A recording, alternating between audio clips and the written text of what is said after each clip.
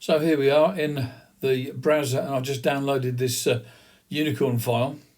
So now I'm going to go to the Affinity Designer, and in the side here I'm going to bring in the panel for files, and I'm going to unzip the file that was downloaded. So let's do free floral unicorn zip, and then I've downloaded another one with unicorns in as well, just to test it out. So let's go to Unicorn Dream, and there's the SVG file. So I'm going to get that and drag it and drop it in there. So that was nice and easy, wasn't it? Just drag it and drop it in there. I could also do it another way. So if I go to this menu here and I go to place and place from files, let's put it into Affinity Designer and move.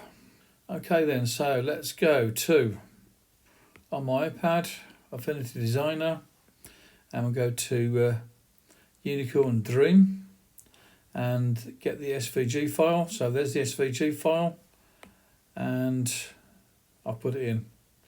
So that's how you get stuff off the internet, download it as a zip file, unzip it and put it into your Affinity Designer, either by dragging it and dropping it in or by using the place function.